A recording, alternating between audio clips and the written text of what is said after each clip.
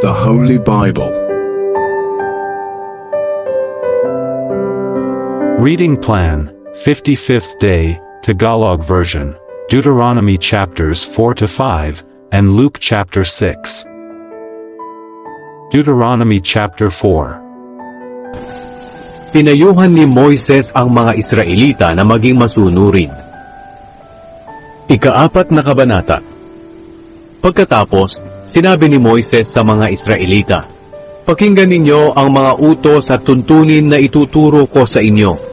Sundin ninyo ito para mabuhay kayo at makapanirahan sa lupaing ibinibigay sa inyo ng Panginoon, ang Diyos ng inyong mga ninuno.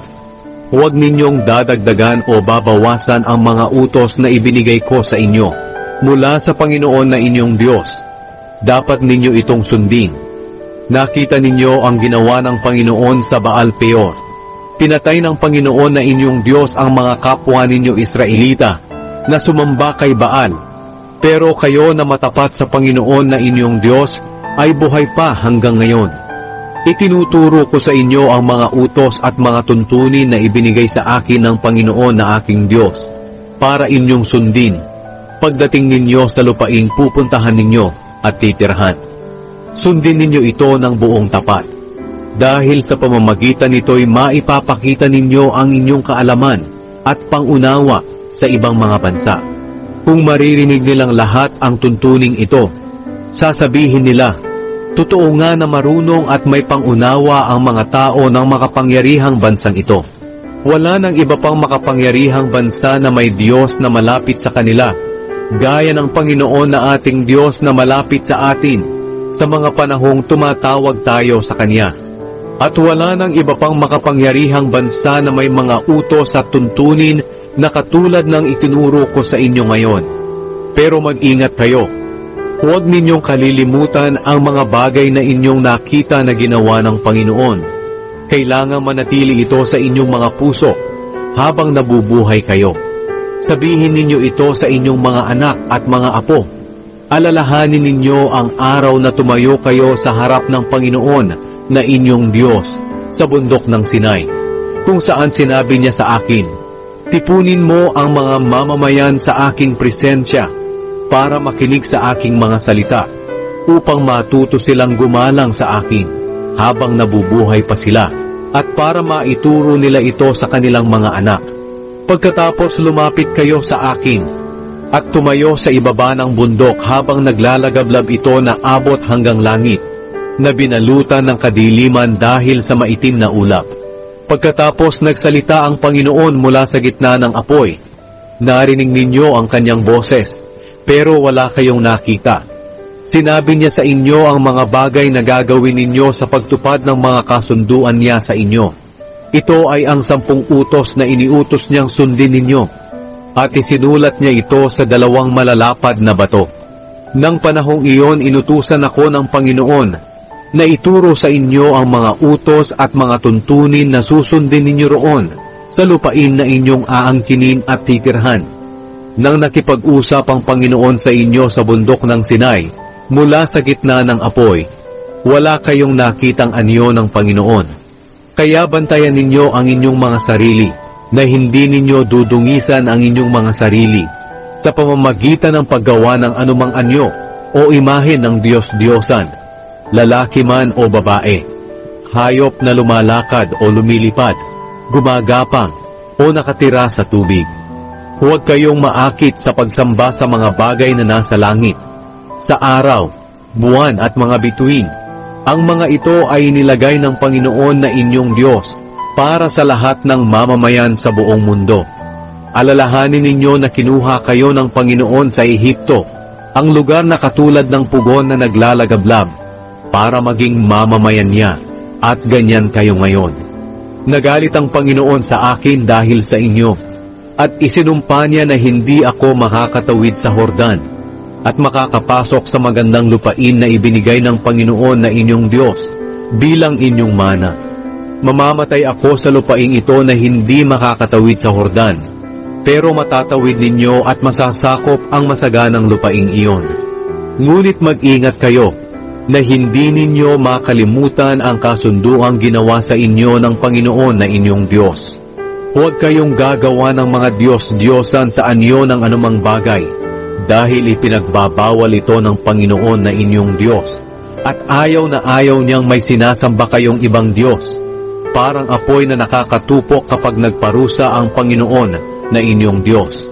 Sa bandang huli kung magkakaanak kayo at magkakaapo, at naninirahan na sa lupaing iyon ng matagal na panahon, huwag ninyong dudumihan ang inyong sarili sa pamamagitan ng paggawa ng mga Diyos-Diyosan ng anumang anyo.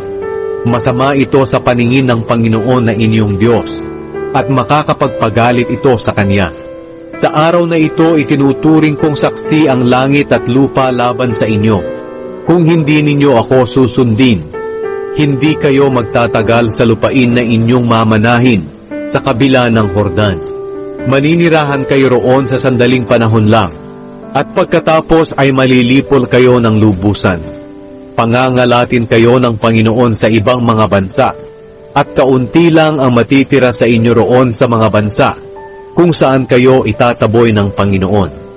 At doon na kayo sasamba sa mga Diyos na gawa sa kahoy at bato, na hindi nakakakita, nakakarinig, nakakakain o nakakaamoy. Ngunit kung hahanapin ninyo ang Panginoon na inyong Diyos, makikita ninyo siya, kung hahanapin ninyo siya ng buong puso. Kapag dumating ang kahirapan sa inyo, sa bandang huli manunumbalik kayo sa Panginoon na inyong Diyos, at susundin ninyo siya, sapagkat maawain ang Panginoon na inyong Diyos. Hindi niya kayo pababayaan o lilipulin.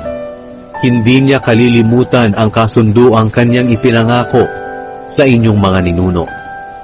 May iisa lang na Diyos. Alalahanin ninyo ang mga nangyari mula ng araw na nilikha ng Diyos ang tao sa mundo hanggang ngayon. Libutin ninyo ang buong mundo. Kung may makikita kayong kamanghamanghang bagay na nangyari katulad ng mga ito. Mayroon pa bang ibang tao na nabuhay pagkatapos nilang marinig ang boses ng Diyos mula sa apoy, kagaya ninyo? Mayroon pa bang ibang Diyos na nangahas na kunin ang isang grupo ng mga mamamayan mula sa isang bansa para maging kaniya sa pamamagitan ng mga pagsubok, himala, mga kamanghamanghang bagay, digmaan, o mga makapangyarihang gawa? Pero iyan ang ginawa ng Panginoon na inyong Diyos doon sa Ehipto, at kayo mismo ang nakakita nito. Ipinakita sa inyo ang mga bagay na ito para malaman ninyo na ang Panginoon ang Diyos at wala ng iba pa. Ipinarinig niya sa inyo ang kanyang boses mula sa langit sa pagdisiplina sa inyo. Ipinakita niya sa inyo ang kanyang makapangyarihang apoy dito sa lupa para makipag-usap sa inyo mula sa apoy na ito. At dahil sa minahal niya ang inyong mga ninuno, pinili niya kayo at inilabas sa Ehipto sa pamamagitan ng kanyang presensya at kapangyarihan. Itinaboy niya ang mga bansang mas makapangyarihan pa sa inyo para madala kayo sa kanilang lupain. Ibinigay niya ito sa inyo bilang inyong mana, katulad ng ginawa niya ngayon. Kaya kilalanin ninyo ang araw na ito at itanim sa inyong mga puso na ang Panginoon ay Diyos sa langit at sa lupa at wala ng iba pang Diyos. Sundin ninyo ang kanyang mga utos at tuntunin na ibinigay ko sa inyo ngayon para walang masamang mangyari sa inyo at sa inyong salinlahi, upang mabuhay kayo ng matagal sa lupaing ibinibigay ng Panginoon na inyong Diyos magpakailanman. Ang lungsod na tanggulan. Pagkatapos, pumili si Moises ng 3 lungsod sa silangan ng Hordan para makatakas papunta roon ang taong nakapatay ng kanyang kapwa nang hindi sinasadya at hindi plinano. Makakatakas siya papunta sa mga lungsod na ito para hindi siya mapahamak. Ito ang mga lungsod: Bezer na nasa disyerto sa talampas na sakop ng lahi ni Reuben, Ramot sa Gilead para sa lahi ni Gad, at Golan para sa lahi ni Manase. Ibinigay ni Moises sa mga Israelita ang mga kautusan, katuruan at tuntunin na ito nang lumabas sila sa Ehipto at habang nagkakampo sila sa lambak malapit sa Bet-peor sa silangan ng Hordan.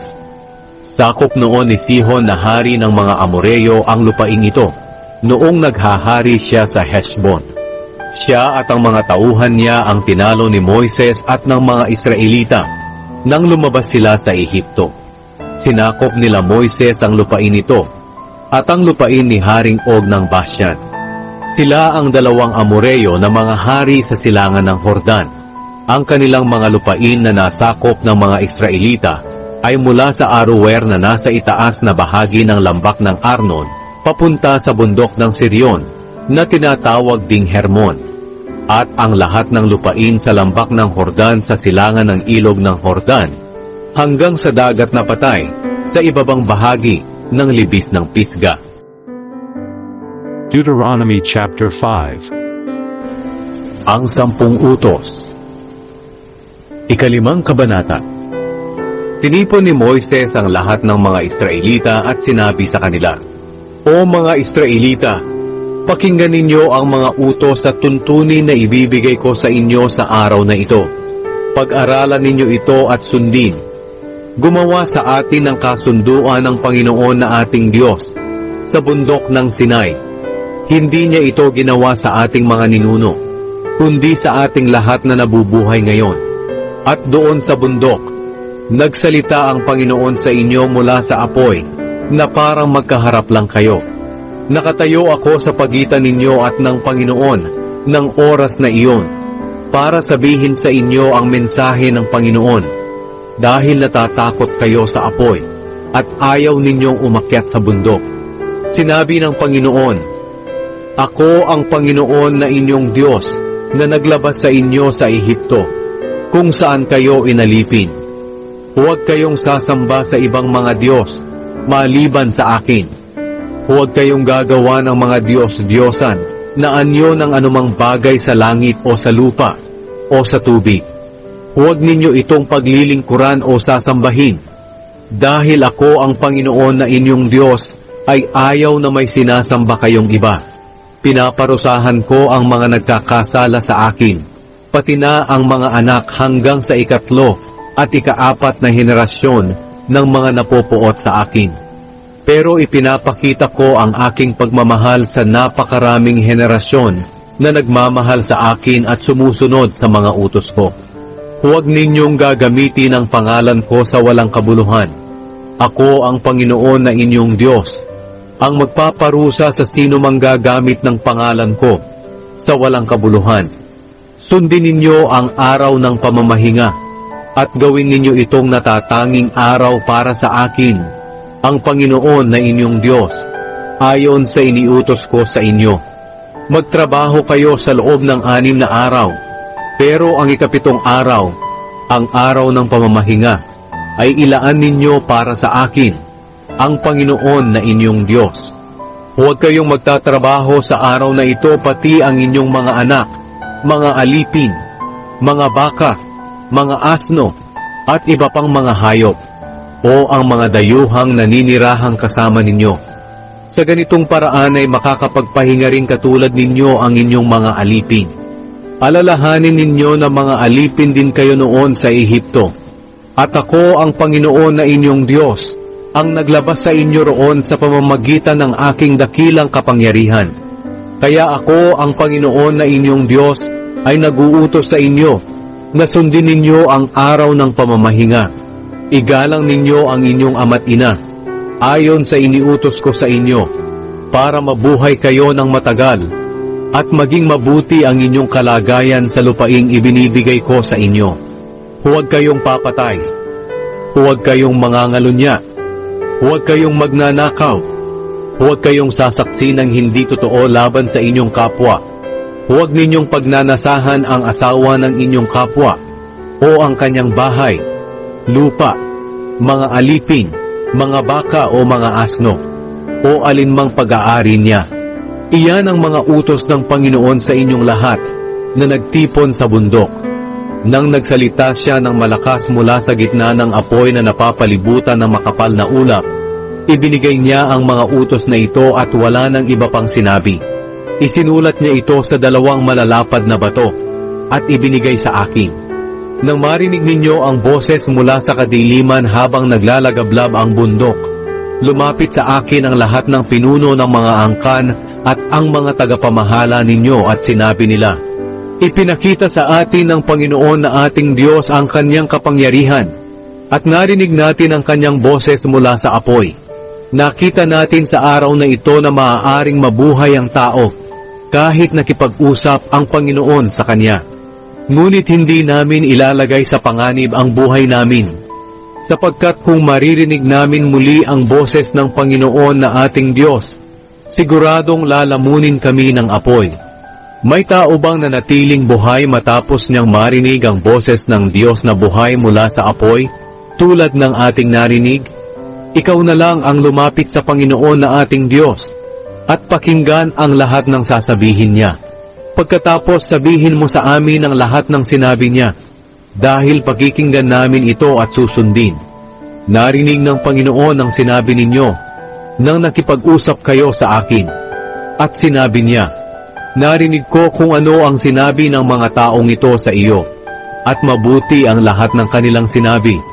Sana'y palagi nila akong igalang at sundin ang aking mga utos, para maging mabuti ang kalagayan nila, at ng kanilang mga salinlahi magpakailanman. Lumakad ka at sabihin sa kanila, na bumalik sila sa kanilang mga tolda. Ngunit magpaiwan ka rito sa akin, para maibigay ko sa iyo ang lahat ng utos at tuntunin na ituturo mo sa kanila, na kanilang susundin doon sa lupaing ibinibigay ko sa kanila, bilang pag-aari. Kaya sundin ninyong mabuti ang iniutos ng Panginoon na inyong Diyos sa inyo. Huwag ninyong susuwayin ang kahit isa sa kanyang mga utos. Mamuhay kayo ayon sa iniutos ng Panginoon na inyong Diyos sa inyo, para mabuhay kayo ng matagal at masagana, roon sa lupaing inyong mamanahin.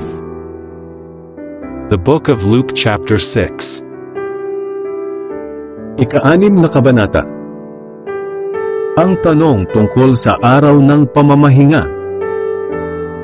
Isang araw ng pamamahinga, napadaan sina Jesus sa triguhan. Namitas ng trigo ang mga tagasunod niya, at niligis ito sa mga kamay nila, at pagkatapos ay kinain ang mga butil. Kaya sinabi ng ilang Pariseo, bakit kayo gumagawa ng ipinagbabawal sa araw ng pamamahinga? Sinagot sila ni Jesus, hindi ba ninyo nabasa sa kasulatan ang ginawa ni David nang magutom siya at ang mga kasamahan niya? Pumasok siya sa bahay ng Diyos at kumuha ng tinapay na inihandog sa Diyos at kinain ito. Binigyan din niya ang mga kasamahan niya. Hindi sila nagkasala, kahit na ayon sa kautusan, ang mga pari lang ang may karapatang kumain niyon. At sinabi pa ni Jesus sa kanila, ako na anak ng tao ang siyang makapagsasabi kung ano ang nararapat gawin sa araw ng pamamahinga. Ang lalaking paralisado ang isang kamay. Nang isa pang araw ng pamamahinga, pumasok si Jesus sa sambahan ng mga Hudyo at nangaral. May isang lalaki roon na paralisado ang kanang kamay. Binantayang mabuti ng mga tagapagturo ng kautusan at ng mga Pariseo si Jesus kung magpapagaling siya sa araw ng pamamahinga upang may maiparatang sila laban sa kanya. Pero alam ni Jesus ang iniisip nila. Kaya sinabi niya sa lalaking paralisado ang kamay, tumayo ka at lumapit dito sa harapan. Lumapit nga ang lalaki at tumayo sa harapan. Pagkatapos sinabi sa kanila ni Jesus, tatanungin ko kayo, alin ba ang ipinapahintulot ng kautusan sa araw ng pamamahinga? Ang gumawa ng mabuti o ang gumawa ng masama? Ang magligtas ng buhay o ang pumatay? Tiningnan silang lahat ni Jesus. At pagkatapos ay sinabi niya sa lalaki, iunat mo ang iyong kamay. Iniunat nga ng lalaki ang kamay niya at gumaling ito. Pero galit na galit ang mga tagapagturo ng kautusan at mga Pariseo, kaya pinag-usapan nila kung ano ang dapat gawin kay Jesus. Pumili si Jesus ng 12 apostol. Nang panahong iyon, pumunta si Jesus sa bundok at magdamag siyang nanalangin doon. Kinaumagahan, tinawag niya ang mga tagasunod niya at pumili siya ng 12 mula sa kanila at tinawag niya silang mga apostol. Ito ay sina Simon na tinawag niyang Pedro, Andres na kapatid nito, Santiago, Juan, Felipe, Bartolome, Mateo, Tomas, Santiago na anak ni Alfeus, Simon na makabayan, Judas na anak ng isa pang Santiago, at si Judas Iscariote na siyang nagtraidor kay Jesus. Nangaral at nagpagaling si Jesus. Pagkatapos niyang piliin ang mga apostol niya, bumaba sila mula sa bundok at tumigil sa isang patag na lugar. Naroon ang marami pa niyang tagasunod at ang mga taong nanggaling sa Judea, Jerusalem at sa baybayin ng Tyre at Sidon. Pumunta sila roon upang makinig sa kanya at mapagaling sa kanilang mga sakit. Pinagaling din ni Jesus ang lahat ng pinahihirapan ng masasamang espiritu. Sinikap na lahat ng tao roon na mahipo siya dahil may kapangyarihang nagmumula sa kanya na nakapagpapagaling sa lahat. Ang mapalad at ang nakakaawa. Tiningnan ni Jesus ang mga tagasunod niya at sinabi sa kanila, "Mapalad kayong mga mahihirap, dahil kabilang kayo sa kaharian ng Diyos. Mapalad kayong mga nagugutom ngayon, dahil bubusugin kayo. Mapalad kayong mga umiiyak ngayon, dahil tatawa kayo. Mapalad kayo kung dahil sa pagsunod ninyo sa akin na anak ng tao, ay kamuhian kayo, itakwil, insultuhin, at siraan ang inyong pangalan. Ganoon din ang ginawa ng kanilang mga ninuno sa mga propeta noon. Kaya kung gawin ito sa inyo, magalak kayo at lumukso sa tuwa, dahil malaki ang gantimpala ninyo sa langit. Ngunit nakakaawa kayong mga mayayaman, dahil tinanggap na ninyo ang inyong kaligayahan. Nakakaawa kayong mga busog ngayon, dahil magugutom kayo. Nakakaawa kayong mga tumatawa ngayon, dahil magdadalamhati kayo at iiyak. Nakakaawa kayo kung pinupuri kayo ng lahat ng tao, dahil ganoon din ang ginawa ng kanilang mga ninuno sa mga huwad na propeta. Mahalin ang mga kaaway. Ngunit sinasabi ko sa inyo na mga nakikinig sa akin, mahalin ninyo ang inyong mga kaaway. Maging mabuti kayo sa mga galit sa inyo. Pagpalain ninyo ang mga umaalipusta sa inyo, at idalangin ninyo ang mga nagmamalupit sa inyo. Kapag sinampal ka sa isang pisngi, iharap mo rin ang kabila. Kapag may gustong kumuha ng balabal mo, ibigay mo. At kung pati ang damit mo ay kinukuha niya, ibigay mo na rin. Bigyan mo ang sino mang humihingi sa iyo. At kapag may kumuha ng iyong ari-arian, ay huwag mo na itong bawiin pa. Gawin ninyo sa inyong kapwa ang gusto ninyong gawin nila sa inyo. Kung ang mamahalin lang ninyo ay ang mga nagmamahal sa inyo, anong gantimpala ang matatanggap ninyo mula sa Diyos? Ginagawa rin iyan ng masasamang tao. At kung ang gagawan lang ninyo ng mabuti ay ang mga taong mabuti sa inyo, anong gantimpala ang matatanggap ninyo mula sa Diyos? Ginagawa rin iyan ng masasamang tao. At kung ang pinahihiram lang ninyo ay ang mga taong inaasahan ninyong makakabayad sa inyo, anong gantimpala ang matatanggap ninyo mula sa Diyos? Kahit ang masasamang tao ay nagpapahiram din sa kapwa nila masama, sa pag-asang babayaran sila. Ito ang inyong gawin. Mahalin ninyo ang inyong mga kaaway, at gumawa kayo ng mabuti sa kanila. Kung magpapahiram kayo, magpahiram kayo ng hindi umaasa ng anumang kabayaran, at malaking gantimpala ang tatanggapin ninyo, at makikilala kayong mga anak ng kataas-taasang Diyos. Sapagkat mabuti siya kahit sa mga taong masama at walang utang na loob. Maging maawain kayo tulad ng inyong Ama. Huwag husgahan ang kapwa. Huwag ninyong husgahan ang iba, upang hindi rin kayo husgahan ng Diyos. Huwag kayong magsabi na dapat silang parusahan ng Diyos, upang hindi rin niya kayo parusahan. Magpatawad kayo, upang patawarin din kayo ng Diyos. Magbigay kayo upang bigyan din kayo ng Diyos. Ibabalik sa inyo ng sobra-sobra at umaapaw ang ibinigay ninyo. Sapagkat kung paano kayo magbigay sa iba, ganoon din ang pagbibigay ng Diyos sa inyo. Pagkatapos sinabi ni Jesus sa kanila ang talinghaga na ito, "Hindi maaaring maging taga-akay ng bulag ang kapwa bulag, dahil pareho silang mahuhulog sa hukay kapag ginawa iyon. Walang mag-aaral na mas higit sa kanyang guro.